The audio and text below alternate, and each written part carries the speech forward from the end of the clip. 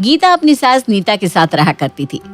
कहने को तो दोनों सास बहू में काफी प्यार था, लेकिन घर के अंदर चल क्या रहा था किसी को कुछ पता नहीं था। सीधे शब्दों में कहे तो भले ही दोनों सास बहू के बीच दिखावे का प्यार था, लेकिन उन दोनों के बीच अक्सर घर के कामों को लेकर कलेश रहता था। पर क्यों? क्या गीता अपने घर में काम नहीं करती थी, या फिर नीता ही अपनी बहू के कामों से खुश नहीं थी? चलिए जानते हैं कहानी में। नीता अपने कमरे में बैठी टीवी देख रही थी, तभी वो अपनी बहू गीता को आवाज लगाती है। बहू, बहू जरा चाय बना ला, शाम होने को आ रही है। सर दर्द हो रहा है, चाय पीऊंगी तो क्या पता सर दर्द ठीक हो जाए। नीता की आवाज सुनकर गीता अपनी सास को चाय देती है और अपनी सास को ताना मारते हुए कहती है, माँ जी, आपका सर चाय न पीने की वजह से दर्द नहीं हो रहा, बल्कि आपका सर ज्यादा टीवी देखने की वजह से हो रहा है। इसलिए अब ना आप टीवी बंद कर दीजिए, खुद की आंख और टीवी दोनों को ही आराम दीजिए। ये कैसी बात करी है बहू तू? अरे टीवी देखने से किसी को सर दर्द नहीं होता, और वैसे भी मैं यहाँ फालतू की चीज नहीं बल्कि सत्संग सुनती हूँ, उससे सिवाय शांति के कुछ और नहीं मिलता। नीता की बात सुनकर गीता कुछ नहीं बोलती और वहां से चली जाती है। देर शाम गीता अपनी सास के पास जाती है और शाम के खाने के लिए पूछती है, माँ जी, आज शाम को खाने में क्या बनेगा? ये भगवान, शाम के 7 बज गए और तूने अब तक खाना बनाना शुरू नहीं किया। न जाने आजकल की पीढ़ी का क्या होगा। अरे बहू, तुझे पता भी है, जब हम लोग तेरी उम्र के थे ना, तो हम लोगों का 7 बजे खाना बन जाता था। अरे इस समय तो सब खाना खा रहे होते हैं। माँ जी, मैं पूजा करने गई थी, और पूजा तो शाम को 7 बजे ही होती है ना। बस जुबान चलवा लो, जुबान तो कैंची की तरह काच काच काच चलती है। ऐसे ही अगर अपने हाथ भी चला लेगी तो कुछ हो जाएगा क्या? गीता अपनी सास की बात का कोई जवाब नहीं देती और किचन में जाती हुई कहती है, ठीक है, अगर आप मुझे खाने के लिए नहीं बता रही है तो मैं खुद ही खाना बना रही हूँ अपने हिसाब से। ठीक है, तुझे जो करना है कर, पर अगर तूने अपने हिसाब से खाना बनाया तो मैं भी तेरी सास हूँ, देखती हूँ तू मुझे कैसे खाना खिलाएगी। गीता अपनी सास की बात का कोई जवाब नहीं देती और अपने हिसाब से खाना बनाकर तैयार कर देती है। रात को जब सब खाना खा रहे थे तो रोहित देखता है कि उसकी माँ खाना खाना तो दूर, खाने को छू भी नहीं रही थी। ये देखकर वो अपनी माँ से पूछता है, माँ, आप खाना क्यों नहीं खा रही हो? देखो, आपकी पसंद का ही खाना बना है। नहीं, मैं खाना नहीं खाऊंगी, और ये मेरी पसंद का नहीं है बल्कि बहू ने खुद की पसंद का खाना बनाया है। हाँ, क्या बोल रही हो आप दोनों का किसी बात से झगड़ा हुआ है क्या? देखो रोहित, मैं तो इन छोटे मोटे झगड़ों को नहीं मानती, लेकिन अगर माँ जी छोटी छोटी बातों को लेकर बैठी रहेंगी तो पता नहीं उनका क्या ही होगा। वैसे माँ जी, आपके समय में लगता है नाराजगी कुछ ज्यादा ही हुआ करती थी, तभी तो आप हर बात पर मुंह फुला लेती हैं। हमारे समय में तो मुंह नहीं फुलाया जाता था, लेकिन लगता है आजकल के बच्चों की आदत है मुंह फुलाने की। बड़ों ने कुछ कह नहीं दिया कि मुंह फुलाकर अपनी मन मर्जी करने लगते हैं, और वो वही करते हैं जिनसे उनको नुकसान होता है। अरे अरे, ये क्या हो रहा है? आप दोनों एक दूसरे से लड़ रहे हो या फिर एक दूसरे को ताना मार रहे हो? मैं तो कुछ नहीं कर रही रोहित, जो कर रही है तेरी बीवी कर रही है। उसका मुंह बंद करवा ले, घर में अपने आप शांति आ जाएगी। इतना बोलकर नीता वहां से बिना खाए चली जाती है और अपनी माँ को भूखा जाता देख रोहित गीता से पूछता है, गीता, सच बताना, आखिर तुम दोनों के बीच ऐसी कौन सी बहस हुई थी जिससे माँ जी ने खाना नहीं खाया? रोहित, मैंने माँ जी को कुछ उल्टा नहीं कहा है, बल्कि आप देख रहे हैं ना, माँ जी ही मुंह फुलाए बैठी है, वो भी इसलिए क्योंकि शाम का खाना मैंने उनसे पूछ के नहीं बनाया। अच्छा, तुम फिक्र मत करो, मैं जाता हूँ माँ से बात करने। इतना बोलकर रोहित अपना खाना खत्म करके अपनी माँ के कमरे में उसके लिए खाना लेकर जाता है। माँ, खाना खा लो। नहीं बेटा, मुझे खाने की जरूरत नहीं है, एक रात खाना नहीं खाऊंगी तो मर नहीं जाऊंगी। माँ, ये कैसी बात कर रही हो आप? अरे ऐसा भी क्या हुआ है जो आप इतना गुस्सा हो गई है? देखिए, मैं मानता हूँ कि गीता की गलती है, लेकिन आप बड़ी है ना, आप उसको माफ कर दीजिए और इस गुस्से को छोड़ दीजिए। देखो, खाने में शाही पनीर बनी है, आपको शाही पनीर काफी पसंद है ना? रोहित जैसे तैसे अपनी माँ को मना लेता है और उसको खाना भी खिला देता है। समय गुजरता है और गुजरते समय के साथ नीता और गीता की लड़ाइयाँ तो होती ही रहती है। घर में आए दिन ऐसे कलेश को देखकर रोहित अपने घर से काफी परेशान हो चुका था, क्योंकि वो अपनी माँ को तो कुछ बोल नहीं सकता था। इसलिए अपनी पत्नी गीता से कहता है, गीता, तुम माँ से इतना क्यों लड़ती हो? रोहित, मैं माँ जी से नहीं लड़ती, माँ जी हर चीज में अपना समय बताने लगती है, मैंने ऐसा किया था, वैसा किया था। अरे उन्हें समझना चाहिए कि अब उनका समय नहीं रहा। मेरे भी कुछ सपने थे शादी के बाद, लेकिन माँ जी के चलते उन्हें त्याग दिए। माँ जी को कभी किसी चीज की तकलीफ ना हो, इसलिए मैं उन्हें उल्टा जवाब तक नहीं देती। सारा काम अकेले करती हूँ, कभी माँ जी को कुछ काम नहीं करने देती, लेकिन फिर भी माँ जी ऐसा बोलती है। मैं तुम्हारी बात समझ रहा हूँ, लेकिन गीता तुम ही सोचो, मैं किसे कहूँ? मैं माँ को कुछ बोल नहीं सकता, मैं उन्हें समझा नहीं सकता, क्योंकि अगर उन्हें कुछ कहूंगा तो वो कहेंगी मुझे तुमने भड़काया है, उनका बेटा उनसे दूर हो गया है। मैं उन्हें तो कुछ नहीं कह सकता, लेकिन तुम्हें तो कह सकता हूँ ना। मैं तुम्हारी बात अच्छे से समझ रही हूँ, लेकिन रोहित अब आप ही बताओ मैं क्या करूँ। माँ जी हर समय कुछ न कुछ बोलती रहती है, अगर मैं कुछ नहीं बोलूंगी तो माँ जी मेरा जीना दुश्वार कर देंगी। कोशिश करो गीता चुप रहने की। तुम खुद बताओ, अगर माँ बोलती रहेंगी और तुम माँ जी को कोई जवाब ही नहीं दोगी तो माँ जी अकेले कितना बोलेगी। रोहित गीता को जो समझाना चाह रहा था वो गीता आसानी से समझ जाती है, लेकिन उन दोनों की ये बातें दूर खड़ी नीता सुन रही थी। नीता उस समय किसी से कुछ नहीं कहती और चुपचाप अपने कमरे में चली जाती है। इस गीता के बच्ची ने मेरे बेटे के अंदर इतना जहर घोल दिया है कि अब मेरा बेटा मुझसे बात तक करना पसंद नहीं करता। पर कोई बात नहीं, मेरा नाम भी नीता है। अगर मैं अपने बेटे की नजरों में बुरी बन ही चुकी हूँ तो कोई बात नहीं, अब मैं अपने बेटे को दिखाऊंगी कि उसकी बीवी गलत है, ना कि उसकी माँ।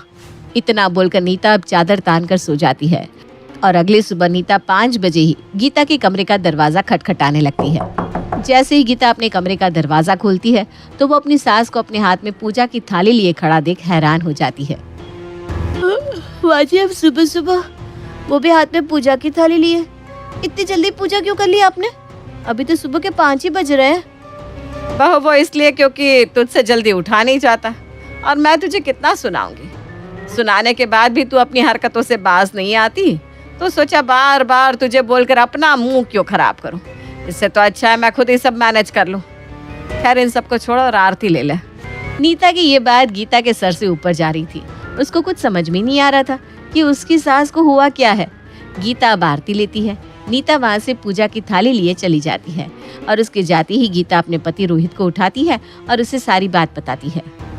अरे करने दो ना यार माँ को जो करना है, 4 दिन करेंगी फिर खुद थक जाएंगी, फिर तुम्हारे पास ही आएगी। इतना ओवरलोड मत लो, सो जाओ। रोहित की बात सुनकर गीता आराम से सो जाती है। समय गुजरता है। गुजरते समय के साथ नीता काम करती रहती और गीता आराम करती रहती। ऐसे ही एक दिन गीता नहा कर आती है, जहाँ वो देखती है ना तो घर में कोई काम हुआ है और ना ही खाना बना है। ये देखकर वो सीधा अपनी सास के पास जाती है। माँ जी, अब तक आपने घर का काम नहीं किया? आज क्या हुआ? आज आपके अंदर आलस आ गया क्या? मैंने तो सुना था कि पुराने जमाने के लोगों में काफी फुर्ती होती थी। बहू तू महान है, तू ही इस घर को संभाल है। तुझे देर से उठना है, बिन नहाए किचन में जाकर खाना बनाना है। जा, तुझे जैसा करना है जो करना है कर। पर माँ जी, अचानक आपको हुआ क्या? गीता की बात का जवाब देती उससे पहले रोहित बीच में बोल पड़ता है। हमारी पड़ोस वाली आंटी भी माँ की तरह ही उत्साह में आ गई थी और माँ की तरह काम कर रही थी, पर उनका पैर फिसला और वो नीचे गिर गई और अब वो हॉस्पिटल में है। उन्हें देखकर मैंने माँ को समझाया और उन्हें समझ में आ गया कि अब के लोगों को अपने हिसाब से काम करने देना चाहिए। हाँ बहू, और वैसे भी मुझे मेरी बॉडी और मेरी जान दोनों ही प्यारी है, इसलिए आपसे तू ही संभाल जैसे संभालना है। ये सुनने के बाद सभी हंसने लगते हैं और इस तरह अब गीता अपने हिसाब से घर चलाने लगती है और अब उसके घर में कलेश बिल्कुल नहीं होता। भाई, बड़े घर में कौन शादी करना नहीं चाहता, या कौन नहीं चाहता कि ससुराल की पूरे प्रॉपर्टी की मालकिन उनकी बेटी बने। बस यही चाहत ने करवा दी राधिका की शादी 2 कजिन भाइयों से। देखिए जेठानी जी, भले राधिका आपकी भी बहू है, लेकिन पसंद तो मेरे बेटे ने पहले किया था। किया था तो क्या? अरे बड़ा तो मेरा बेटा है, उसे मेरे बेटे के साथ रहना होगा। भले ही तू सास वाले सारे रस्में उसके साथ कर ले, लेकिन बहू तो वो मेरी ही रहेगी। वहीं राधिका, जिसकी माँ ने समझा कर भेजा था कि जान जाए पर प्रॉपर्टी ना जाए। अरे यार, ये स्यापा भी ना जाने कब निपटेगा। माँ जी, मैं तो सोने चली। वो क्या है ना, शादी की रस्में वो भी 2-2 बार करने में मेरी तो हालत ख़राब हो गई। लेकिन अब मैं ना सोने जा रही हूँ। डिसाइड हो जाए कि मैं किसकी बहू हूँ तो बता दीजिएगा। राधिका सोने चली जाती है। वहीं शाम को दोनों भाई आराम से बैठते हैं कि अरे यार, तू क्या बच्चे की तरह पीछे लगा है? कर लेना कंप्रोमाइज, राधिका को तलाक दे दे। ले, अभी तो सहरे के दाग सर से उतरे नहीं, हल्दी भी छूटी नहीं शादी की, और तू तलाक की बात कर रहा है। अरे यार, सुहाग रात तो मनाने दे। देख, तमीज से बात कर ले। तेरी भाभी है वो भी माँ जैसी। देख, मजाक की भी हद होती है। पहले राधिका को मैंने पसंद किया था, ये तो तू बीच में आ गया। उधर जेठ जेठानी की अपनी कहानी चल रही थी। क्या जरूरत थी राधिका की शादी अपने बेटे से कराने की? तू तो जानती थी कि वो छोटे की पसंद है। वो क्या है ना, मैं बड़ी हूँ, तो ऐसा कैसे हो सकता था कि छोटे बेटे की शादी पहले और मेरे बेटे की शादी बाद में हो? फिर आप तो जानती ही हो ना कि अनुज को कोई लड़की पसंद ही नहीं आती। ऐसे में उसे राधिका पसंद आ गई। अरे पता है कितने साल बाद को ये लड़की अच्छी लगी है उसे। हाँ, लेकिन अब एक दुल्हन के 2 पति और 2 सास, पता नहीं बेचारी क्या करेगी। वहीं अपने कमरे में देवरानी अपने पति से बात कर रही थी। देखा भाभी को, जलन तो इस औरत के अंदर से कम होगी ही नहीं। मेरे बेटे ने लड़की पसंद की, हम रिश्ता लेकर गए, ये बात फाइनल भी हमारे बेटे के साथ हुई और आ गई ये बीच में। अरे देखा जाए तो भैया बड़े हैं और अनुज भी रोहित से बड़ा है। ऐसे में अनुज की शादी राधिका से ठीक थी, पर मैं तो सोच रहा हूँ कि राधिका के माँ बाप कैसे हैं जो अपनी एक लड़की की शादी 2 लड़कों से करा दी। वो भी छोड़ो, देवरानी जेठानी की एक बहू। अब तो उस बहू को भगवान बचाए। होता भी वही है जिसका डर होता है। अगले रोज, राधिका नाश्ता कहाँ है? मेरा नाश्ता लगाओ। राधिका देवरानी को नाश्ता देने ही वाली होती है कि राधिका, मेरा नाश्ता कहाँ है? और पता है ना, मैं ये पूड़ी कचौड़ी नहीं खाती। हल्का नाश्ता देना मुझे, हल्का। राधिका जेठानी सास के लिए पोहा बनाकर दे रही होती है कि वो क्या है ना, जेठानी जी की उम्र हो रही है तो वो ऐसा ही खाती हैं। बुढ़ापे में भी इनकी बहू आई नहीं और मेरी बहू से काम चला रही है। कैसे आई नहीं है? ये जो राधिका जिसे तू बेशर्म की तरह पूड़ी बनवा रही है ना, ये मेरी बहू है, मेरी। लेकिन पसंद तो रोहित की ही थी ना। पसंद तो मैं अमिताभ बच्चन को भी करती हूँ, तो वो तो मेरा पति नहीं होगा ना, रहेगा तो जया भाभी का ही ना। जया भाभी कौन है मम्मी जी? अरे वो जया बच्चन, अमिताभ की बीवी। उन्हें बोला जया भाभी। राधिका सर पर हाथ पकड़ लेती है कि क्या परिवार है। पहले तो शादी करवा दी, अब लड़ रही है कि बहू किसकी। बहू वो क्या है ना, शाम को तुझे देखने लोग आ रहे हैं, वो जो भी शगुन का लिफाफा दे वो सास को देना होता है। समझ रही हो ना?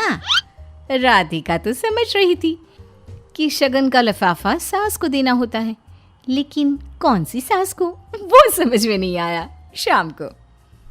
अरे क्या मजबूरी थी बहन कि एक बहू दोनों ले आई? देखिए बहन, वो अनुज का तो पता ही है, कब से लड़की दिखा रही थी, कोई पसंद ही नहीं आ रही थी। अब राधिका को पसंद किया, बोल रहा था इससे शादी नहीं हुई तो कभी शादी नहीं करेगा। हाँ, रोहित भी तो राधिका को पसंद करता था। उसकी शादी की बात राधिका के पापा से चल भी रही थी, लेकिन ऐन वक्त पर ये बड़ी बनकर आ गई तो क्या करे। अरे तो तू छोटी बनकर रहने देती। तेरा रोहित तो सुंदर है, उसे क्या कमी थी लड़कियों की?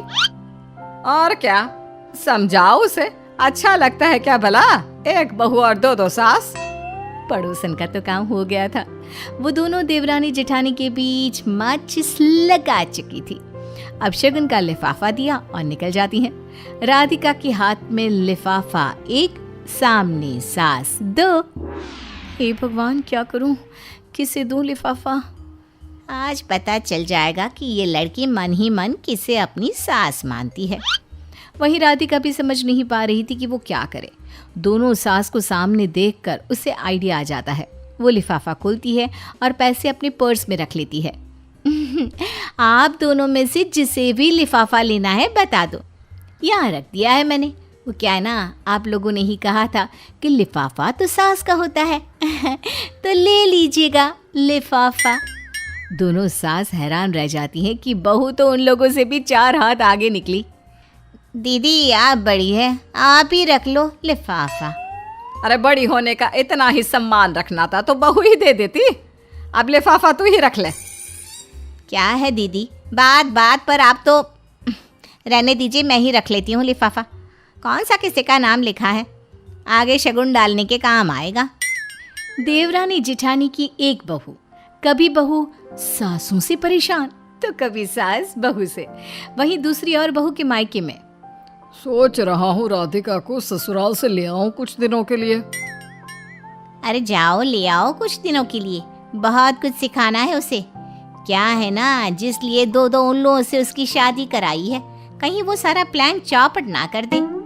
वहीं राधिका भी मायके आने के लिए काफी परेशान थी, लेकिन सवाल फिर से वही कि भाई कौन सी सास से ले परमिशन। बड़ी सासू माँ, वो क्या है ना, घर की याद आ रही है तो मैं चली जाऊं। देखो मायके जाना है कि नहीं वो तो बाद की बात है, लेकिन पहले ये बताओ कि ये बड़ी सास क्या होता है, हैं?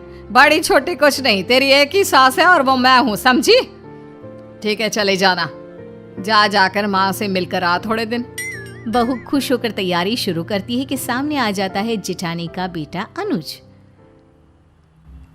अरे अरे राधिका, कहाँ चली राधा रानी? जी वो मैं ना मायके जा रही हूँ, माँ की याद आ रही है। अरे मैं छोड़ने चलूँगा ना, शादी के बाद तुम पहली बार मायके जाओगी तो अकेले थोड़ी ना जाओगी, मैं भी चलूँगा छोड़ने। एक रात रुकूंगा और फिर कल वापस आ जाऊँगा। राधिका जो कि बिल्कुल नहीं चाहती थी कि कोई भी उसके ससुराल से मायके जाए, लेकिन अब अपने मुंह से कैसे ये बात कहे। हाँ क्यों नहीं, ये तो बहुत अच्छा है, चलिए ठीक है कल चलते हैं फिर। राधिका अनुज के पास से सीधे पहुंच जाती है देवरानी सास के पास। छोटी सासू माँ, वो क्या है ना, बड़ी सासू माँ ने मुझे मायके जाने के लिए हाँ कर दिया है। अब शादी के बाद पहली बार मायके जा रही हूँ, तो ये पूछना था कि अकेले जाऊँ या रोहित जी छोड़ कर आएंगे।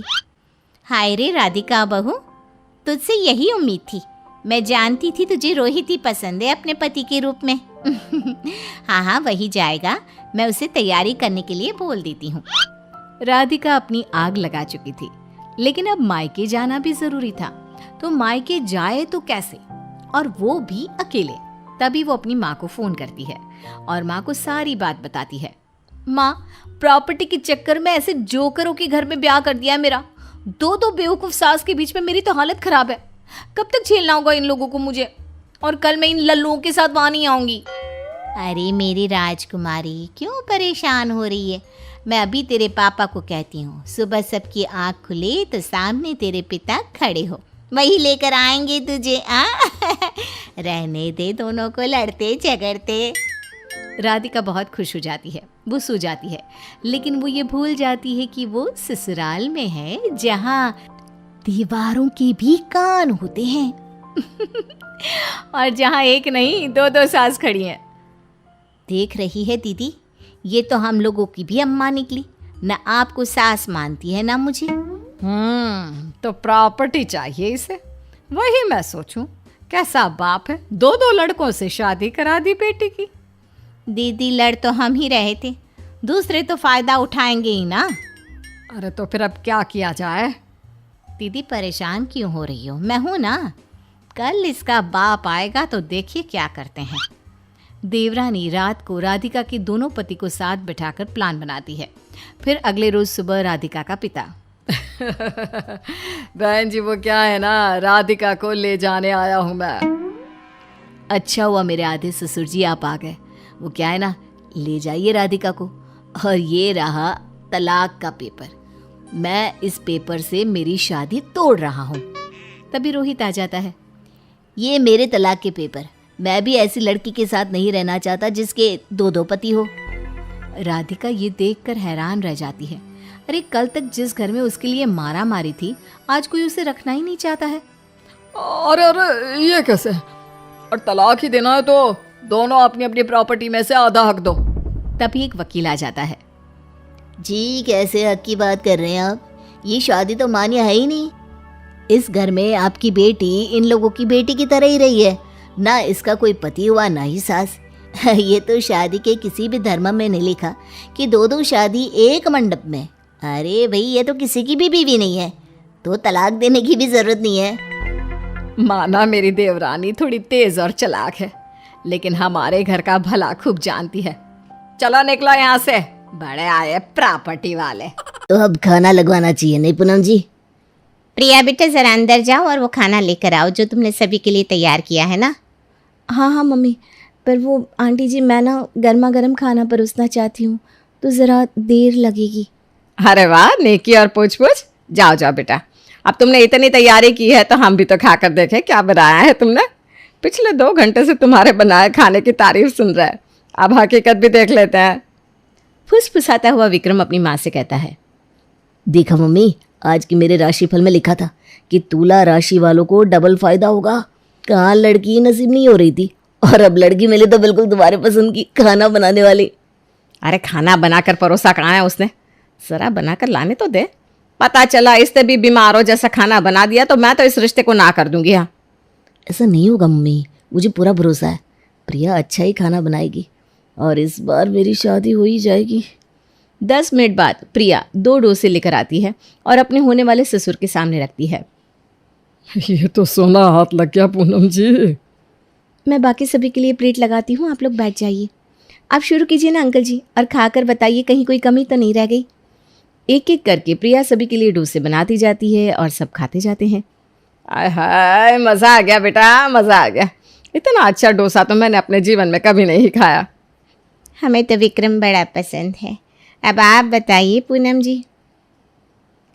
किसी के घर का अनाज खाने के बाद हम उन्हें नाराज तो नहीं कर सकते ना, तो इस रिश्ते को तो हाँ करनी ही पड़ेगी समधन जी।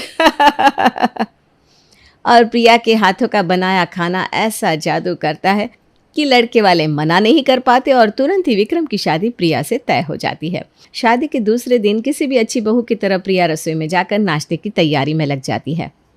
अरे बहू तो रसोई में आ गई, मुझे उठाया होता ना बेटा। अब जब मैं आ गई हूँ मम्मी जी, तो आपको नींद खराब करने की क्या ज़रूरत है। सब कुछ बनकर तैयार है, आप बस बाहर 2 मिनट के लिए बैठिए, मैं ला रही हूँ। खुशबू तो बड़ी अच्छी आ रही है। क्या बनाया है प्रिया तुमने? वो मैंने सोचा आज मेरी पहली रसोई है तो क्यों ना सभी के लिए कुछ स्पेशल बना दूँ। 2 मिनट का इंतज़ार करो, नाश्ता तैयार है। और प्रिया सभी के लिए इडली और चटनी लेकर आती है। आहा, बहू तो ऐसे ऐसे स्वादिष्ट व्यंजन खिलाएगी तो हमारी तो आदत ही बिगड़ जाएगी। तो कौन सा मैं कहीं भाग जा रही हूँ पापा जी, मैं तो यहीं हूँ, हमेशा बनाकर खिलाया करूँगी। इडली तो बड़ी सॉफ्ट है बेटा, मानना पड़ेगा, खाना बड़ा अच्छा बनाती हो। इडली खाते ही पूनम अपने हाथ से सोने की अंगूठी उतार कर अपनी बहू को दे देती है। अरे आज बहू की पहली रसोई है, आप भी कुछ हाथ में रखिए उसके। ये बस क्या खाए जा रहे हैं। हाँ, ये ले बहू 5001 रुपये। जीती रहे बेटा। और तू विक्रम, आज बहू को कहीं घुमाने ले जाना, बेचारी तुम्हारे ऑफिस के चक्कर में हनीमून भी नहीं जा पा रही है। हाँ विक्रम, मैं ना ड्रेस निकाल कर साइड कर देती हूँ। इडली तो बना दी है, पूरे दिन काम आ जाएगी। और पूरे दिन सभी को सिर्फ इडली ही खानी पड़ती है। पर पूनम फिर भी बड़ी खुश थी, वो हर किसी को पकड़ पकड़ कर अपनी बहू की तारीफ कर रही थी। आज तो पहला दिन है, 4-5 दिन तो सभी की बहू सास ससुर की खातिर करती ही है। असली रंग तो बाद में दिखता है, पहले इडली, फिर रोटी, फिर बिना घी की रोटी और फिर थाली खाली। पर ऐसा मेरे केस में बिल्कुल नहीं होगा, देख लेना। और इसी डर के साथ अगले दिन पूनम उठती है कि कहीं उसकी बहू भी उसे सूखी रोटी ना परोस दे। पर आज नाश्ते में बनते हैं वड़े। आहा, वाह वाह वाह, देख रही हैं पूनम जी, ऐसी होती है खातिर। सभी नाश्ता कर लेते हैं। दोपहर के वक्त पूनम अपनी बहू के पास जाकर कहती है, दोपहर को क्या बना रही हो बहू? पापा जी और विक्रम तो घर पर है नहीं मम्मी, हम 2 लोगों के लिए क्या ही कुछ बनाऊं, वड़े तो है ही, ला दूं क्या? रात के खाने के वक्त नाश्ते में भी बड़े, टिफ़िन में भी बड़े और डिनर पे भी बड़े। आज कुछ ज़्यादा ही नहीं हो गया, बड़े बड़े हैं। बहू देख, अब कल मत बनाना। नहीं नहीं पापा जी, बिल्कुल भी नहीं। कल तो प्रिया के स्पेशल डोसे बनेंगे। और अगली सुबह परोसे जाते हैं प्रिया के ससुराल वालों को बिना मसाले की डोसे और चटनी।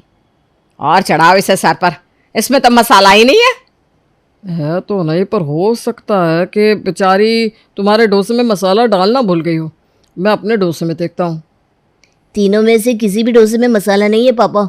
ऊपर से साथ में सिर्फ चटनी दी है, प्रिया ने सांभर भी नहीं दिया। बात तो तेरी सही है बेटा। कल तो उसने वड़े के साथ चटनी बनाई थी। सांभर वड़े के साथ चटनी कौन खाता है? साथ में सांभर नहीं दिया था, बताओ। इसीलिए तो बहू ने कहा था कि मैं वड़े बनाऊंगी, सांभर वड़े बनाऊंगी ऐसा नहीं कहा था उसने। आप एक काम कीजिए, बिन मसाले का डोसा खा लीजिए, आप इसी के लायक हैं। ए बहू जरा बाहर आना तो। अपने बालों को अपने कान के पीछे करती हुई प्रिया कहती है। बताइए मम्मी जी, मेरे दोनों कान बिल्कुल खुले हैं, नो डिस्टर्बेंस। अपनी तारीफ सुनने के लिए मैं तैयार हूँ। पर आज तो तूने मौका ही नहीं दिया तारीफ का बहू। इस डोसे में आलू ही नहीं है। सांभर का बोलिए ना। और पापा कह रहे हैं कि सांभर भी नहीं है। वो क्या ना, बिना सांभर के डोसा पापा खाते नहीं है। सांभर और डोसे का मसाला चाहिए तो फिर तो मुझे अपनी मम्मी को यहाँ बुलाना पड़ेगा पतिदेव। वो क्या ना, मुझे सांभर और डोसे का मसाला बनाना नहीं आता। ये क्या मजाक है बहू। हम जब तुझे देखने आए थे तूने कितना अच्छा डोसा बनाया था और सांभर भी तो कितना पसंद आया था सभी को। अरे वो इमली की खटाई के साथ बनाया हुआ सांभर, आहा याद आ गया। हाँ हाँ पापा जी, वही सांभर, पर मैंने थोड़ी ना बनाया था। शायद आप लोग भूल गए कि किचन में मेरे साथ मम्मी भी थी। डोसे का मसाला और सांभर मम्मी ने बनाया था। मुझे तो ये सब आता ही नहीं। खाने के नाम पर मुझे जो कुछ आता है वो इन 3 दिन में आपको खिला चुकी हूँ, इडली, वड़े और ये डोसा। इसके अलावा मुझे कुछ नहीं आता। इसलिए तो दिन भर में मैं एक ही बार खाना बनाती थी और पूरा दिन चला देती थी। अब तीनों वैरायटी एक ही दिन खिला देती तो आगे खिलाने के लिए क्या बचता। इसका मतलब आज यही खाने को मिलेगा? जी पापा जी, मैं और डोसे लेकर आती हूँ ना। ये क्या कर प्रिया किचन में चली जाती है। आप ही ने मेरा दिमाग फिराया था, जो बहू डोसे इतना अच्छा बना रही है वो खाना कितना अच्छा बनाती होगी। रोटी चावल तो सब सीख लेते हैं, जिसने ये डोसा सीख लिया, इतना गोल गोल डोसा, वो तो दिन भर में 72 तरह के पकवान बनाकर खिलाएगी हमें। अरे ऐसा तो गिन गिन के 3 पकवान आते हैं, वो भी आधे अधूरे। खाइए अब डोसा। किसी तरह तीनों माँ बेटे उन बिन मसाले के डोसे खा रहे थे कि वहां आ जाती है। अरे वाह वाह, गर्मा गर्म डोसा खाया जा रहा है। मैं भी बैठ जाती हूँ खाने पर। वैसे भी बड़ी तारीफ सुन ली है प्रिया बहू के खाने की। हाँ हाँ आंटी जी, बिल्कुल बैठिए, मैं अभी गर्मा गर्म डोसे उतार कर लाती हूँ। घर पर भाई साहब को बता कर तो आइए ना भाभी कि यहाँ आई हैं। नहीं, यहाँ आने के लिए क्यों बताना? एक बार ये डोसा खा लीजिए सुषमा जी, फिर उठ नहीं पाएंगी। मेरा मतलब है 25-30 डोसे खाने में वक्त तो हो ही जाता है। और सुषमा के सामने भी प्रिया बिन मसाले का डोसा चटनी के साथ परोस देती है। ये डोसे में मसाला कहाँ चला गया पूनम? अरे वही तो बात है ना सुषमा, आलू खाने से मोटापा आता है, इसीलिए बहू ने ना डाइटिंग वाले डोसे बनाए हैं। ऐसा पापड़ जैसा डोसा खाऊंगी तो मैं तो खुद पापड़ हो जाऊंगी। मुझे नहीं खाना डोसा, चलती हूँ मैं। वापस वही पैटर्न शुरू हो जाता है। प्रिया सभी को फिर से डोसा परोस देती है। उसके बाद अगले दिन फिर से वड़े और उसके बाद फिर से डोसा। इस तरह 15 दिन बीत जाते हैं। एक ही खाना खा खा कर सभी की हालत खस्ता हो जाती है और इससे परेशान होकर पूनम अपनी बहू की चुगली करती हुई अपनी बहन को फ़ोन करती है। एक वक्त का खाना तो बना रही है ना तेरी बहू, बेचारे को जो आता है वही बना देती है। आज के ज़माने की बहुओं को देखेंगे ना तेरे होश ठिकाने आ जाएंगी। जिस दिन से करण की बहू आई है उस दिन से मुझे 5 नहीं 6 लोगों का खाना बनाना पड़ता है, क्योंकि उस महारानी की नींद ही नहीं खुलती। तुझे बना बनाया खाना मिल जा रहा है ना, तो तुझे अपनी बहू में परेशानी दिख रही है। अरे कम से कम वो बनाना तो चाह रही है। भलाई इसी में है कि तू उसे और बाकी खाना बनाना धीरे धीरे सिखा दे। हाँ, ये तो मैंने सोचा ही नहीं था दीदी। लगता है अब इस उम्र में बहू को खाना बनाना सिखाना ही बाकी रह गया था। और प्रिया का हाथ पकड़कर उसकी सास उसे रसोई में ले जाती है। रात के खाने के वक्त सभी के प्लेट में परोसा जाता है पूरियाँ, आलू की सब्जी और मटर पनीर। मैं तो हमेशा यही कहता था, मेरे बहू के खाने का जवाब नहीं। बच्चा कुछ अच्छा कर जाए तो माँ बाप को घमंड होता ही है, लेकिन उसका ये मतलब नहीं कि वो किसी दूसरे माँ बाप को नीचा दिखाए। वो क्या है ना बहन जी, मेरा बेटा विदेश में नौकरी करता है तो मेरे पास तो पैसे डॉलर में आते हैं। और सुनाइए, आप लगी कहीं क्या राजेश की नौकरी? अरे आप उसे किसी दुकान में ही क्यों नहीं लगा देती? कैसी बात कर रही हैं रमा बहन जी? माना मेरे MBA बेटे को नौकरी अभी नहीं मिल रही है, तो मैं उसे मजदूरी करवाने लगूंगी क्या? अरे लेकिन क्या करेगा, भारत में ज्यादा से ज्यादा कितना कमा लेगा। अब मेरा बेटा देखिए। अच्छा कोई ना, हाँ चलती हूँ मैं। रमा वहाँ से चली जाती है। उसके जाने के बाद औरतें आपस में बात करने लगती हैं। कैसी घमंडी औरत है। अरे बेटा विदेश गया तो अच्छी बात है, लेकिन ये मतलब तो नहीं ना कि जो देश में है वो सारे निकम्मे हैं।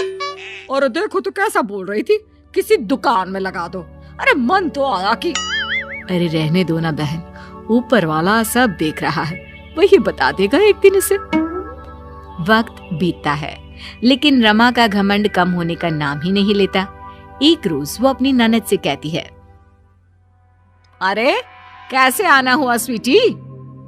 बस भाभी, ससुराल से कुछ दिनों का ब्रेक लेने का मन था। सास और देवरानी ने कहा कि भाभी के यहाँ हो आओ कुछ दिनों के लिए। सो आ गई अपने भाई के घर। आप सुनाइए। बस मैं तो सारा दिन किटी में रहती हूँ या फिर मार्केट। वो क्या है ना, तुम्हारा भतीजा पैसे नहीं डॉलर बेचता है, डॉलर। अब कहाँ खर्च करे समझ में ही नहीं आता। वैसे ना तुम यहाँ आराम से रहो, मेरे बेटे ने कुक के भी पैसे भेजे हैं, खाना भी बना बनाया मिलेगा। ननद को भाभी की बात अजीब लगती है, लेकिन क्या कहती है। अगले रोज, अरे स्वीटी, तुम्हारे बच्चे छोटे हैं ना, उन्हें तो तुम अभी से रवि का उदाहरण दे दिया करो। देखो रवि भैया को, वैसे रवि जैसे तो नहीं, पर उससे थोड़ा नीचे का भी कुछ बन जाए तो धन्य समझना खुद को। वैसे भाभी मैं आपको बता दूं कि मेरे बच्चे साइंस के स्टूडेंट हैं और वो विदेश जाकर नहीं, अपने ही देश में कुछ करके देश का नाम रोशन करने की चाह रखते हैं। अरे सब कहने की बात होती है, जेब में पैसा हो तो सब ठीक लगता है, नहीं तो जानती ही हो ना कैसे सारा दिन तुम घर में नौकरानी की तरह लगी रहती हो। भाभी, घर का काम करना, सबका ख्याल रखना नौकर वाली बात नहीं है, बल्कि अपना फर्ज होता है। पर वो आप नहीं समझेंगी। लड़का क्या बाहर चला गया है आपका। चलिए चलती हूँ मैं, जब से आई हूँ आपकी बक बक बंद ही नहीं होती। ननद भी वहां से अपने घर चली जाती है। उसके जाने के बाद रमा का पति कहता है, अरे मेरी बहन क्यों चली गई? वो तो रुकने के लिए आई थी ना।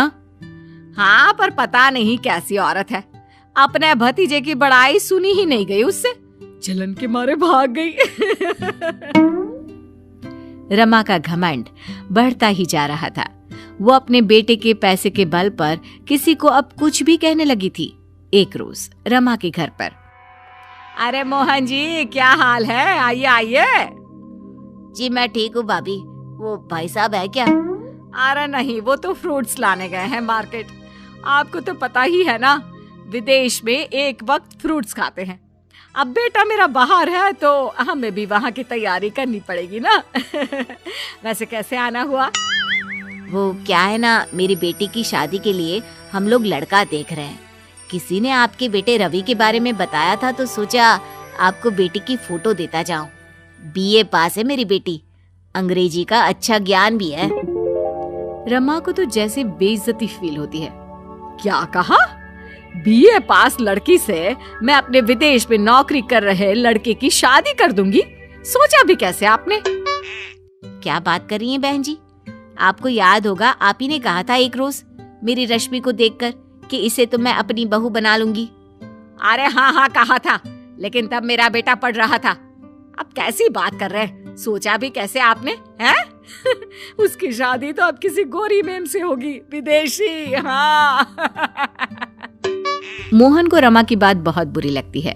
वो वहां से चला जाता है कि तभी रमा का पति आता है। अरे ये मोहन क्यों जा रहा है? मुझे देखकर भी नहीं रुका, मैंने आवाज भी दी। अरे वो क्या है ना, अपनी बेटी का रिश्ता लेकर आया था, मैंने तो उल्टे पांव भिजवा दिया। अरे विदेश में है हमारा बेटा, विदेश में। देखो रमा, इतना घमंड ठीक नहीं है। हाँ, बड़े आए थे बीए पास लड़की का रिश्ता लेकर। बीए पास है, लेकिन आईएएस की तैयारी कर रही है वो। जिस दिन पास कर गई ना, पूरे राज्य में राज करेगी। तुम बस विदेश की नौकरी लेकर ढिंडोरा पीटती रहो। लेकिन रमा को क्या, उसे तो किसी भी बात से कोई फर्क ही नहीं पड़ रहा था। उस पर तो बस बेटी की विदेशी नौकरी का घमंड छाया था। तभी बेटे का फोन आता है। अब कैसी हो माँ? माँ एक काम था, जरा 2 लाख रुपए भेजना ना मुझे। हैं? क्या बोल रहा है बेटा, पागल हो गया है क्या? तुझे तो ये कहना चाहिए कि माँ मैं 2 लाख भेज रहा हूँ। अरे माँ, नौकरी चली गई है मेरी, यहाँ रहना कोई आसान नहीं है, बहुत पैसे लगते हैं, जरा भेज दो ना। हैं? अच्छा चल ठीक है, कुछ बचत कर रखी है, उसी में से भेज रही हूँ। लेकिन ये क्या, एक एक कर 5 महीने हो जाते हैं, लेकिन रमा के बेटे की दोबारा नौकरी नहीं लगती। बेटा ऐसा है कि अब तो घर बेचने की नौबत आ जाएगी, तू एक काम करना, वापस ही आ जा। पास खड़ी रमा बोल पड़ती है। अरे नाना, वापस मत बुलाओ, कैसी बात कर रहे हो? बड़ी मुश्किल से तो गया है, वापस आकर क्या करेगा? तुम ना ये मेरे गहने लो, इसे बेच दो, लेकिन उसे पैसे भेजो। अरे पागल हो क्या, ये सब बुरे वक्त के लिए है, कल को बहू आएगी तो क्या दोगी उसे? वैसे भी जितना वो 5 महीने में लगा चुका है ना, उतने में यहाँ 2 साल बैठ कर खा सकते थे। अब देखिए जी, ज्यादा गणित मत लगाओ, जितना बोल रही हूँ करो। पति क्या करता, गहने बेचकर बेटे को पैसे भेज देता है। कुछ समय बाद बेटे की फिर नौकरी लग जाती है। देखा बेटा, मैं ना कहती थी नौकरी तो मिल ही जाएगी। ये तेरे पापा ही थे जो तुझे वापस बुलाने में लगे थे। माँ लेकिन नौकरी बहुत कम पैसों की है, तुम लोगों को मैं पैसे नहीं भेज पाऊंगा। बेटा फोन रख देता है। रमा समझ नहीं पाती कि वो घर का खर्चा कैसे चलाएगी। फिर एक रोज उसकी वही सहेली उसके घर आती है जिसके बेटे को रमा ने दुकान में नौकरी करने की सलाह दी थी। अरे रमा, ये घर की क्या हालत हो गई है? तुम लोग तो बहुत पैसे वाले हुआ करते थे। ये घर का सामान, तेरे गहने कहाँ गया सब? विदेश में है ना मेरा बेटा, बोलने लगा माँ सब पुराना हो गया है, अब नया ले लो, तो पुराना बेच दिया। और सुनाओ, कैसे आना हुआ? ये फोटो दिखाने आई थी। ये देख, ये मेरा बेटा और ये तुम्हारा। मेरा बेटा भी विदेश चला गया, उसी शहर में जहाँ तुम्हारा बेटा है। वैसे ये बताने आई थी कि जो तुम मेरे बेटे को दुकान में नौकरी करवाने की सलाह दे रही थी ना, तुम्हारा बेटा मेरे बेटे को मिला था, और पता है वो वहाँ क्या कर रहा है? दुकान में नौकरी।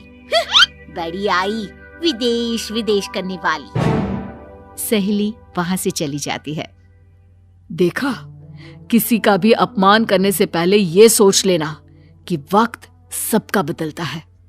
सुशीला बहन जी, अब की बार तो मैं रवि बाबा के लिए ऐसी ऐसी लड़कियों की फोटो लाया हूँ जिसको देखकर आप मना ही नहीं कर पाएंगी। सुशीला जी पंडित जी की लाई हुई सारी फोटो देखती है, लेकिन उसे कोई भी लड़की पसंद नहीं आती।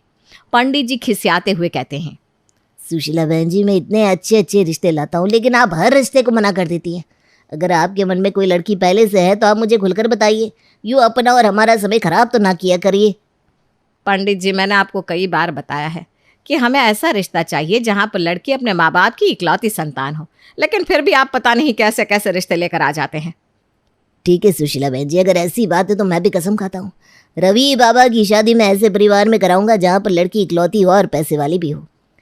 शाम को सुशीला के पति रमेश के घर आने के बाद सुशीला पंडित जी के साथ हुई बात बताती है। भाग्यवान, मैं तुम्हें कितनी बार समझा चुका हूँ, तुम क्यों ऐसे जिद पर अड़ी हो?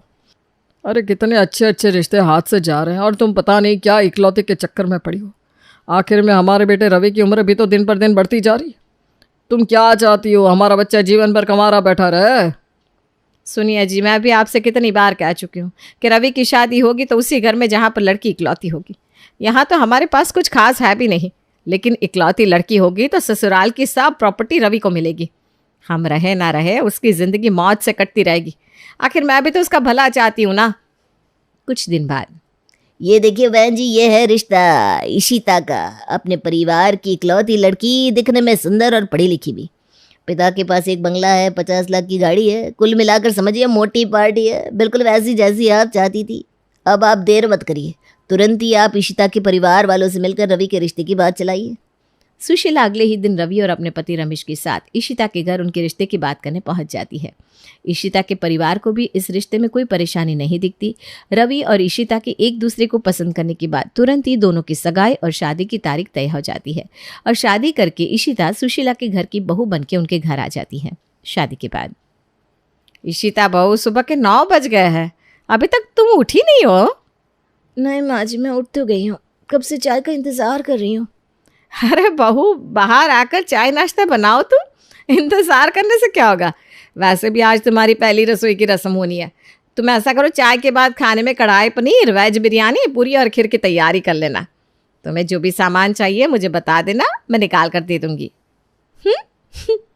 ये आप क्या कह रही हैं माँ जी, इतना सब कुछ मैं बनाऊंगी? अरे इतनी गर्मी में रसोई में खड़े होकर इतनी सारे डिशेस बनाने से मेरा तो फेशियल मैनिक्योर सब खराब हो जाएगा। आपको पता भी है, अभी 2 दिन पहले फ्रेंच मैनिक्योर करवाया है मैंने, और वैसे भी सब्जियां काटने से ना हाथों की स्किन खराब हो जाती है। मैं साफ साफ बता रही हूँ, ये सब मुझसे नहीं हो पाएगा। आपको पता है, अपने मायके में मैंने कभी अपनी मम्मी को सलाद भी काट के नहीं दिया, और आपको लग रहा है कि मैं यहाँ पर आपके लिए इतनी सारी डिशेस बनाऊंगी। आप ऐसे करो, रवि से कहकर एक अच्छा सा कुक रखवा लो, वो आपको आपकी पसंद की डिशेस बना बना कर खिलाएगा। और मुझे भी ना खाने पीने का बहुत शौक है, मज़ा आ जाएगा कसम से। तुम्हारा दिमाग तो खराब नहीं हो गया? हम 2 औरतों के घर में रहते हुए बाहर से कोई खाना बनाने क्यों आएगा? और हमसे तो भाई खाना नहीं खाया जाता ऐसा। हम तो भाई अपने हाथ से ही खाना बनाते हैं और उसे ही खाते हैं। अच्छी बात है मम्मी जी, आपको पकाने की आदत है तो शौक से पकाइए, मुझसे तो खाना नहीं बन पाएगा। अब ये आप देख लीजिए कि खाना कैसा बनेगा, कौन बनाएगा, मुझसे कोई उम्मीद मत रखिएगा। इतना कहकर इशिता अपने कमरे में चली जाती है। बहू की बात सुनकर सास सुशीला को गुस्सा तो बहुत आता है, लेकिन वो कुछ कहना नहीं चाहती थी, क्योंकि वो अपने मायके की इकलौती बहू को आज पहले ही दिन नाराज़ नहीं करना चाहती थी। इसलिए बेचारी गुस्से का कड़वा घूंट पीकर रह जाती है। अब चूंकि वाकई इशिता रसोई की किसी भी काम में हाथ नहीं लगाना चाहती थी, तो बहू के नखरे से परेशान होकर सुशीला एक कुक रख ही लेती है। कुछ दिनों के बाद, इशिता कहाँ हो तुम? देखो मैं ऑफिस से आ गया हूँ। अरे भाई यहाँ तो आओ। क्या हो गया, क्यों शोर मचा रहे हो? अरे शोर नहीं मचा रहा हूँ, मैं बस तुम्हें बुला रहा था। अच्छा मेरे लिए 1 कप चाय बना दो ना। पति ऑफिस से थक कर लौटा है, थोड़ा मीठा बोल लोगी तो कुछ घट नहीं जाएगा तुम्हारा। पति ऑफिस से थक कर आया है और आते ही उसने मुझ पर काम के लिए ऑर्डर चलाने शुरू कर दिए। देखो मैं पहले भी कह चुकी हूँ, मुझसे ये सब काम नहीं होते। मुझसे काम के लिए बार बार मत कहा करो। ऐसा लगता है जैसे मुझे इस घर में सिर्फ काम करने के लिए ही लाया गया है। एक तरफ तुम्हारी मम्मी कभी कपड़े कभी बर्तन धोने के लिए मेरे पीछे पड़ी रहती है, और अब तुम भी आकर मुझ पर ऑर्डर चला रहे हो। अरे भाई अब हमारी शादी हो गई है तो घर के कामों के लिए मम्मी किसी और से थोड़ी ना कहेंगी। थोड़ा बहुत काम तो तुम्हें भी करना ही चाहिए ना। अब तुम ही सोचो, मम्मी की इतनी उम्र हो गई है, पूरा दिन मम्मी घर के कामों में लगी रहती है, तुम्हें भी तो उनकी मदद करनी चाहिए या नहीं? तो घर के काम करने के लिए नौकर लगा लो ना। बहू को क्यों काम करने के लिए लाया जाता है? मैं तुम्हें पहले भी समझा चुकी हूँ, एक बार और समझा रही हूँ। मुझे मेरे पापा ने डॉल की तरह पाला है। ये घर के कामों में मैं अपनी ज़िंदगी खराब नहीं करूँगी। और अभी बता दो, अगर तुम्हें यही सब करना है तो मैं ये घर छोड़कर अपने पापा के घर चली जाऊँगी। जिस दिन से आई हूँ एक पल का सुकून नहीं मिलता, हर समय काम के लिए झिक झिक झिक झिक। तुम भी ना छोटी छोटी बातों पर नाराज़ हो जाती हो। इसमें नाराज़ होने वाली कौन सी बात है? अच्छा चलो ठीक है, तुम बैठो, नाराज़ मत हो। चाय मैं बना कर लाता हूँ, तुम पियोगी? पीऊँगी, अदरक वाली स्ट्रांग। ठीक है मल्लिकाए हुस्न, आप आराम से बैठिए, चाय अभी हाजिर हो जाएगी। इतना कहकर रवि चाय बनाने चला जाता है। थोड़ी देर बाद सुशीला अपने कमरे से बाहर आती है तो देखती है कि रवि किचन में चाय छान रहा है। अरे बेटे, तुम यहाँ क्या कर रहे हो? अभी अभी तो ऑफिस से थक कर आए हो। तुम्हारी पत्नी क्या तुम्हें 1 कप चाय भी बना कर नहीं दे सकती? अब तो बोलिए ही मत माँ, ये सब आपका ही किया धरा है। पापा ने और मैंने आपको कितना समझाया, लेकिन फिर भी आप नहीं मानी। आपकी ही जिद थी ना कि मेरी शादी ऐसे घर में हो कि इकलौती हो लड़की। अब आपको अगर उसकी प्रॉपर्टी चाहिए तो ये सारे नखरे तो आपको सहने ही पड़ेंगे। मैं तो कहता हूँ मेरे साथ साथ आप भी उसकी सेवा किया करो। एक दिन रवि ऑफिस से वापस आता है तो देखता है इशिता अपने कमरे में मुंह फुलाकर बैठी है। क्या बात है माँ, ये इशिता मुंह फुलाकर क्यों बैठी है? कुछ हुआ है क्या? अरे बेटा नहीं, कौन से रियासत की राजकुमारी ब्याह कर लाया है तो इसका तो मुंह ही फुला रहता है 24 घंटे। कभी सीधे मुंह बात ही नहीं करती। मेरे पापा तो ये करते थे, मेरे पापा वो करते थे, बस दिन भर यही गाना सुनाती रहती है। क्या बात है इशिता, ऐसे मुंह फुलाकर क्यों बैठी हो? कोई बात नहीं करनी मुझे आपसे। हाँ, ऐसे तो तुम मुंह फुलाकर बैठी नहीं हो, कुछ तो बात जरूर है। अरे बताओ ना मुझे, कहोगी नहीं तो पता कैसे चलेगा? क्या बताऊं? इस घर में आने के बाद मुझे ऐसा लग रहा है जैसे मैं किसी जेल में आ गई हूँ। इतने दिन बीत गए, आप मुझे कहीं बाहर लेकर नहीं गए। अरे इशिता, तुम तो ऐसे कह रही हो जैसे हम लोग कभी कहीं जाते ही नहीं। पिछले हफ्ते ही तो हम लोग बाहर गए थे, हमने बाहर खाना खाया था, शॉपिंग भी करी थी ढेर सारी। हाँ, 1 हफ्ते पहले मेरे पापा मुझे हर तीसरे दिन बाहर खाना खिलाने ले जाते थे। हर महीने की पहली तारीख को हम जमकर शॉपिंग करते थे। लेकिन अब यहाँ पर आने के बाद मुझे ऐसा लग रहा है कि मेरा जीवन इसी चार दीवारी के अंदर ही बीत जाएगा, घुट घुट के। अरे इशिता, देखो ले जाते होंगे तुम्हारे पापा तीसरे दिन शॉपिंग। मैं तो महीने में तुम्हें 1 या 2 बार ही ऐसे मौज मस्ती करवा सकता हूँ। हर तीसरे दिन बाहर खाना खाएंगे तो मैं तो बीक ही जाऊंगा, और हमारी सेहत का क्या होगा। पर ये सुनते ही इशिता जोर जोर से रोने लगती है। मैं बाहर सिर्फ खाना खाने के लिए ही तो बोल रही थी, कौन सी हीरे सवारात मांग रही थी तुमसे। और जब तुम्हारे पास खर्च करने को पैसे नहीं थे तो शादी करने की क्या जरूरत थी, अकेले रहते। अपने घर पर अपने पापा के प्रिंसेस थी मैं, कभी भी किसी चीज के लिए अपना मन नहीं मानना पड़ता था। और यहाँ आकर मुझे अपनी पसंद का खाना तक नसीब नहीं हो रहा है। हर गुजरते दिन के साथ इशिता की डिमांड बढ़ती जा रही थी। अरे भाई, हम तो बहू से बिल्कुल परेशान हो गए। ऐसा करती हूँ, आज इसकी माँ को फ़ोन करती हूँ। लगता है अब बिना इसके काम नहीं चलेगा। इन्होंने ही इसकी आदतें ख़राब कर रखी हैं, अब वही इसकी आदतें सुधारेंगी। ऐसा सोचकर सुशीला इशिता की माँ को फ़ोन लगाती है। नमस्ते बहन जी, कैसी हैं आप? जी हम लोग बिल्कुल ठीक है बहन जी, आप बताइए कैसे हैं आप लोग, इशिता कैसी है? अब क्या बताएं बहन जी, इशिता के बारे में तो पूछिए ही मत। अरे ऐसा क्या हो गया, आप ऐसा क्यों कह रही है? हाय हाय, हमारी बेटी ठीक तो है ना? अरे ठीक है आपकी बेटी, उसने हमारी हालत ख़राब करके रखी हुई है। क्या कहे, हम तो इशिता के नखरों से बिल्कुल परेशान हो गए। घर गृहस्थी के किसी काम में ये हाथ नहीं लगाती। कुछ भी कहो तो कहती है मेरा मेकअप ख़राब हो जाएगा, कभी कहती है मेरे नाजुक हाथ है उनसे काम नहीं होगा, बात बात पर नौकर रखने को कहती है। सो अलग। तो इसमें गलत क्या कहती है, सही तो कहती है। घर का काम करने के लिए नौकर रख लेना चाहिए आप लोगों को। हमारी बेटी कितना काम कर पाएगी अकेले? फूल सी बच्ची है हमारी, इतने नाजों से पाला है हमने। अपने घर में हमने उसे आज तक कोई काम नहीं करने दिया, और आप चाह रहे कि आपकी इतने बड़े परिवार की जिम्मेदारी वो अकेले उठा ले? अरे कौन सा बड़ा परिवार है हमारा, और मैंने कब कहा कि वो पूरे घर की जिम्मेदारी उठाए? लेकिन घर के छोटे मोटे कामों में हाथ तो बटा सकती है। ठीक है बहन जी, मैं आपकी बात इशिता के पापा को कहती हूँ, हम देखते हैं क्या करना है। अब आया ना ऊँट पहाड़ के नीचे। अब जब समधी जी को उनकी बेटी की करतूतें पता लगेंगी तब उन्हें समझ में आएगा कि ज़्यादा लाड़ प्यार करके उन्होंने अपनी बेटी को कितना बिगाड़ कर रख दिया है। हो सकता है अपने पापा की बात मानकर ही इशिता कुछ सुधर जाए और हम लोगों की ज़िंदगी में कुछ बदलाव आ जाए। सुशीला को पूरा यकीन था कि अपनी बेटी की आदतों के बारे में जानकर इशिता के पापा ज़रूर उसे सही और गलत समझाएंगे। जैसा कि सुशीला ने सोचा था हुआ भी वैसा ही। अपनी बेटी से मिलने के लिए अगले ही दिन उसके पापा सुशीला के घर पहुंच गए। रवि बेटा, कल तुम्हारी माँ का फ़ोन आया था, तब मुझे पता चला कि यहाँ पर मेरे इशिता के ससुराल में क्या क्या चल रहा है। पापा जी, जब आपको सब कुछ पता चल गया है तो अब आप ही समझाइए इसे। देखिए, हम तो इसे कुछ भी कहते हैं ना तो इसको यही लगता है कि हम इसके साथ ज्यादती कर रहे हैं। अरे बेटा, गलत तो हो ही रहा है। अब तुम ही देखो, यहाँ हॉल में इतनी गर्मी है, यहाँ बैठकर चाय तक नहीं पी जा रही है। एसी क्यों नहीं लगवाते यहाँ पर? मेरी बेटी कैसे यहाँ पर बैठ पाती होगी? पापा जी, आपकी बेटी पूरा दिन अपने कमरे में रहती है, और कमरे में तो एसी लगाया ही है। अब घर के हर कमरे में एसी लगवा पाना तो संभव नहीं है। अरे बेटा, संभव क्यों नहीं है? देखो, हमने शादी के समय ही तुमको बता दिया था कि हमने अपनी बेटी को बड़े नाजों से पाला है। फूल की तरह कोमल है हमारी बच्ची।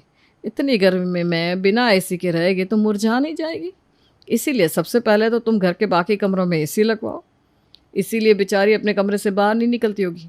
और देखो बेटा, हमारी इकलौती बेटी है, पलकों पर बिठा कर रखा है हमने उसे। पूरे जबलपुर में ये बात फेमस है कि आज तक हमने अपनी बेटी को बिस्तर से पाँव भी नीचे नहीं रखने दिया। बिस्तर पर बैठे बैठे हर काम तैयार करके उसे दिया। अरे मेरी बेटी की ऐसी कोई ख्वाहिश नहीं जो हमने अधूरी छोड़ी हो। अब बेटा, तुमने उससे शादी की है तो अब बाकी के जीवन के लिए यह जिम्मेदारी तुम्हारी हुई। और एक पति का फ़र्ज़ क्या होता है? यही ना कि वो अपनी पत्नी को खुश रखे, उसकी ख्वाहिशों को पूरा करे। अगर मुझे पता होता ना कि आपने अपनी राजकुमारी को इस तरह से पाला है तो मैं आपकी बेटी से शादी करने का जोखिम कभी ना उठाता। आपकी बेटी कहती है कि हर तीसरे दिन आप उसे बाहर खाना खिलाने ले जाते थे, महीने में 5 बार कम से कम उसको गिफ्ट ला कर देते थे। 8-10 लाख वाली गाड़ी में वो पाँव रखने को तैयार नहीं है, लग्जरी कार चाहिए। घर के 5 कमरे में उसको एसी चाहिए। देखिए, हम आपको साफ साफ बताना चाहते हैं, ना तो मेरी इतनी सैलरी है और ना ही इतना खर्चा मैं अफोर्ड कर सकता हूँ। ऐसा तो है ही नहीं ना कि जितना भी कमाऊँ सब आपकी बेटी को बाहर खाना खिलाने और गिफ्ट देने में खर्च कर दूँ। अरे बेटा, अपनी पत्नी पर खर्च नहीं करोगे तो और कहाँ खर्च करोगे? और शादी के समय तो तुम्हारे मम्मी पापा बड़ा जोर दे रहे थे कि हमें तो इकलौती बेटी चाहिए, जिस तरह से आपने पाला हम भी वैसे ही उसे पलकों पर बिठा कर रखेंगे। फिर अब क्या हो गया? अब जब जिम्मेदारी उठाने की बारी आई तो पीठ दिखाने लगे आप लोग। हम लोग पीठ नहीं दिखा रहे अंकल जी, लेकिन अपनी अपनी सामर्थ्य होती है, उसी के अनुसार तो इंसान खर्च कर सकता है। अब आपकी बराबरी तो हम लोग नहीं कर सकते। आपके पास इतना बड़ा घर है, लाखों रुपए की सेविंग होगी, लेकिन हम उतने रईस नहीं हैं। अरे बेटा, बड़ा घर है नहीं, बड़ा घर था। और सेविंग, फैमिली वाले लोगों के पास सेविंग वगैरह नहीं हुआ करती है। जो कमाया बच्चों की ख्वाहिश पूरी करने में खर्च हो गया, बचा कर किसने रखा है? पैसा कोई बचाने वाली चीज़ थोड़ी ना होती है, पैसा तो हाथ का मेल होता है बेटा। घर था से क्या मतलब है आपका? मैं कुछ समझा नहीं। अरे बेटा, जिस घर में हम लोग रहते थे ना, वो अब हमारा थोड़ी ना है। वो तो मैंने कई साल पहले बेच दिया था। उस घर को बेच कर ही तो ये इतनी बड़ी गाड़ी खरीदी थी मैंने। हम तो अब उस मकान में किराए पर रहते हैं। अपने ज़िंदगी तो मज़े से कट रही है। क्या कहा आपने? वो इतनी बड़ी कोठी आपकी नहीं है? बिल्कुल नहीं। अरे बेटा, मैंने बताया ना, मैंने तो अपनी बेटी की बचपन से लेकर आज तक हर ख्वाहिश पूरी करी है। अब मेरी बेटी की ख्वाहिश थी कि उसे 40 लाख वाली लग्जरी गाड़ी में बैठना है, डायमंड की ज्वेलरी और डिज़ाइनर कपड़े पहनना है। तो मैंने कहा ठीक है बेटा, इस मकान को रख कर हम क्या करेंगे? बस अपनी बेटी की ख्वाहिश पूरी करने के लिए सब बेच दिया। उसी पैसों से तो इतने सालों से हमारे घर का खर्चा और ईशिता की फरमाइशें पूरी हो रही है। मैं तो तुम्हें भी यही सलाह दूंगा, इकलौती बेटी है मेरी, उसकी आंखों में कभी आंसू ना आने पाए। मेरी बेटी की ख्वाहिशें पूरी करने में अगर तुम्हें अपना घर, मकान, प्रॉपर्टी, यहाँ तक कि खुद को भी बेचना पड़ जाए तो गम मत करना। ससुर जी तो अपने दिव्य ज्ञान की गंगा बहाकर अपने घर लौट चुके थे, लेकिन ससुर जी के मुंह से निकले हुए सुंदर वचनों के बारे में सोच सोचकर रवि और उसकी माँ अपना सर पीट रहे थे। उन बेचारों ने इस सिर चढ़े इकलौती लड़की से शादी ही इसलिए की थी ताकि उसके पिता की प्रॉपर्टी हथिया सके, और जब अब उन्हें पता चल गया था कि इशिता के पापा के पास प्रॉपर्टी के नाम पर फूटी कौड़ी भी नहीं है तो वो बेचारे अपना सर धुन रहे थे, क्योंकि इशिता के नखरे उठाने के लिए पता नहीं अब उन्हें घर से क्या क्या बेचना पड़े, क्योंकि